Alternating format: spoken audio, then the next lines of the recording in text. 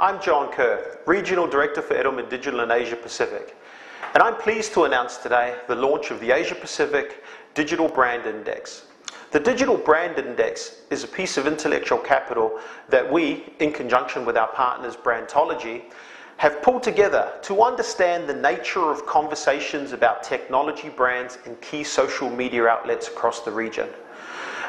In the 8 markets that we did the Digital Brand Index, we found over 800,000 mentions of 233 technology brands spread across over 4,000 online and social media channels.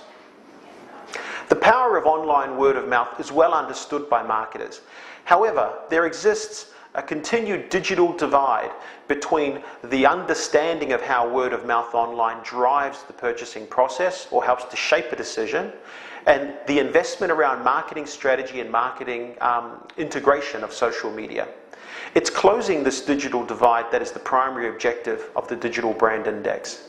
For example, when I look at markets like Australia, we see that eBay is the brand that has been most discussed over the past 3 months between the 1st of July and the 30th of September, primarily because it has its own branded forums, the eBay forums, a powerful voice for the communities to talk about a particular brand.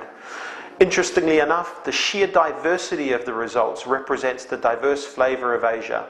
So again, across the 8 markets that we did, there's only one brand that was a leader in more than one market. In Indonesia, we found, for example, that Intel and AMD were the leaders in conversation, primarily because there is such a big conversation around personal computer specifications and the need to make sure that people are investing their money in the right places and getting the best deals. So going online is a primary way to drive the PC purchasing decision. Another thing that's key about the Digital Brand Index for marketers is that we are planning to do this quarterly. So it means that marketers are able to benchmark and measure their performance over time. So if they are already engaging in social media, be it blogger relations or meeting with forum leaders, they can see how that engagement helps to increase or spike conversation over a period of time.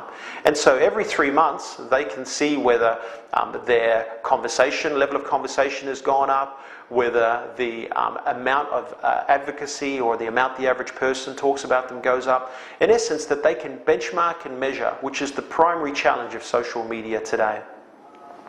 The other element about the Digital Brand Index that I believe is very important is the fact that it helps marketers to target.